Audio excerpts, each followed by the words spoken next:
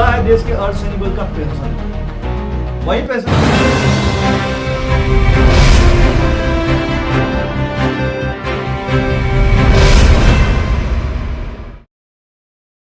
की बात, जो ओल्ड पेंशन ओपीएस के रूप में आप जानते हैं और एनपीएस के रूप में जानते हैं,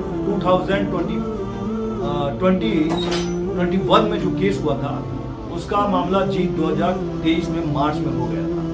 जीत का रिस्पोंडेंट मैं हूं, मेरा नाम लोकेश कुमार सिंह है, रिस्पोंडेंट मैं हूं और रिस्पोंडेंट को ओपीएस के मुद्दे को जीतने के बाद बड़ी थकान महसूस हो रहा है। जानते हैं क्यों? कुछ लोग चाहते हैं, जो लोग ओपीएस के दायरे में आ रहे हैं, वो एनपीएस ही लागू रहे। 7,35,500 जवान, अधीनस्थ अधिकारी और एसओज पर ये पूर्ण कोशिश कर रहे हैं। कुछ लोग, चंद लोग हैं मात्र, और रोक रहे हैं मुझे, केस को खराब करने में पूरी ताकत लगा दी है। मैं उनसे, खैर हमारा उनसे कोई लेना देना नहीं है और ना ही हम उससे लेना देना रखते हैं। जो हो रहा है प्रभु का विधि का विधान है, लेकिन ओपीएस के मुद्दे पे आदरणीय अंकुर छिब्बर साहब जो है कल पोलैंड से तथा अन्य देशों से, सूडान वगैरह और घूम के आ रहे हैं। तो कल उनका स्वागत और अभिनंदन है, कल ही आ रहे हैं 17 तारीख। और एक चीज और स्पष्ट कर दें, साथ में ये भी स्पष्टता के साथ आप लोग बीच में कह दें, ओपीएस के मुद्दे पे सरकार एनपीएस में इंप्लीमेंट करने की 50% की कवायद भी तेज कर चुकी है। लेकिन 50% की तेज जो है, जो 50% की जो तेज करने की कवायद है, उस पर हमने भी अपनी बात को स्पष्ट कर दिया है। क्यों? हमने केस 2021 में किया था।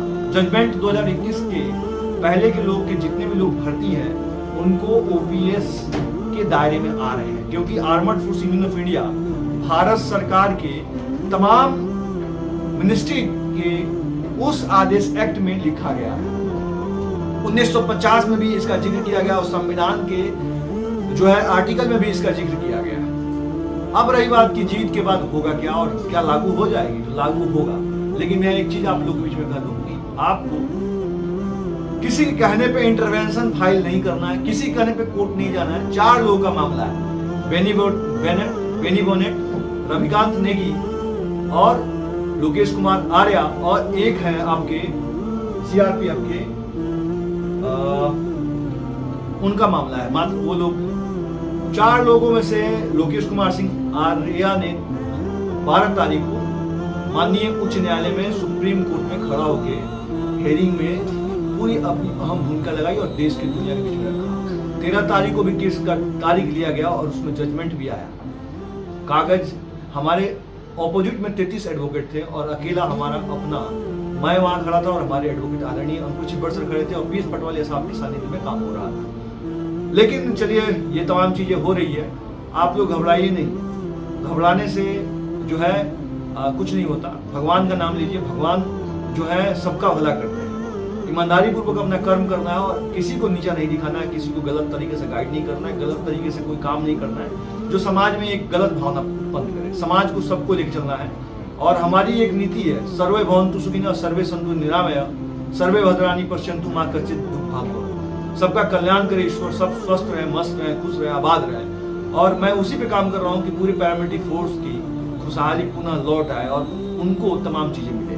अभी तो छोटा मोटा मामला है ओपीएस का, इसके मामले के बाद armoured force union of India को लेकर भी हम चैलेंज करेंगे, जिसमें अधिकारी को 17,500, जवान को जो है जैसे एमएसपी मिलता है, मिलिट्री सर्विस पे मिलता है आर्मी में, और वैसे ही सेंट्रल आर्म पुलिस फोर्स पे एंड अलाउंस लागू, तो अधिकारी गणों को 17,500, एसओज को जो है 9,000 कुछ समथिंग, और ओआरएस और हौलदार को जो है 5600 रुपये का प्रावधान है, उसको लागू कराने की भी कोशिश की जाएगी।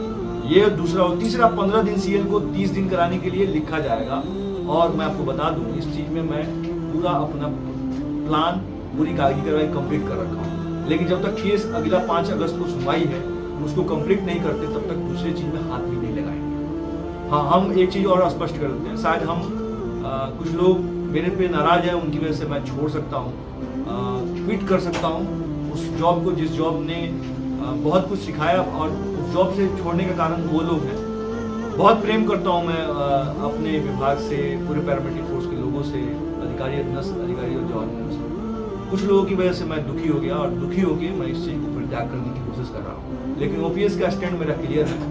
5 अगस्त के बाद मेरा रिजाइन जो है आगे मैं कल फॉरवर्ड के लिए तैयारी कर लूँगा। 5 अगस्त के बाद जब हमारा जजमेंट ओपीएस का क्लियर होगा, उसी समय डिजाइन भी हमारा एक्सेप्ट कर लिया जाएगा और मैं इस चीज़ को करूँगा। मैं किसी पे आरोप प्रत्यारोप लगाने का काम नहीं करता। मेरा एक ही काम है, हम जिस धर्म में पैदा हुए हैं, जिस जाति में पैदा हुए हैं, जिस मजहब में पैदा हुए हैं, जिस देश में पैदा हुए हैं, उस देश के हर एक नागरिक को राष्ट्र धर्म का पाठ पढ़ाते हैं। और एक शिक्षक होने के नाते इस धर्म को, सब राष्ट्र धर्म से बड़ा कोई धर्म नहीं, और इसके लिए मैं काम करता हूँ। हमारे साथ एक और प्रवक्ता है जो अपनी बात को भी छोटे छोटे हैं, मात्र जो है 8 महीने की हैं, और प्रवक्ता साहब वो पीछे से आपकी बोल रही है कि OPS होगा। अब भगवान पे भरोसा रखिए, कर्म कीजिए, भगवान जो करेगा। सामने श्री कृष्ण भगवान की वो फोटो है जिसमें 7 घोड़े जो है लगे हुए, और प्रभु की कृपा होगी तो मेरा सुनिश्चित है कि स्टैंड, मेरा कर्म अगर सही होगा तो आप लोग के बीच में जजमेंट नहीं होगा। आदरणीय जो है प्रधानमंत्री जी का पीछे फोटो है,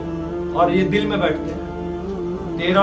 12 में मैं स्पष्ट बोल देता हूँ, दिल्ली यूनिवर्सिटी का छात्र था, और वो भी IIPM का, और उसके साथ साथ नुक्कड़ नाटक आपके सानिध्य में दिल्ली युवा मोर्चा की तरफ से, दिल्ली भारतीय जनता पार्टी युवा मोर्चा की तरफ से मैंने कार्य किया था। और प्रधानमंत्री तो दिल में ही थे। 14 में जब आ गया तो मेरा दिल गदगद था। 19 में जब अभिनंदन जी जब पाकिस्तान में पकड़े गए तो फाड़े जब उनको, पाकिस्तानियों को, और जब जीप उनको लेके आए तो दिल और गदगद हो गया।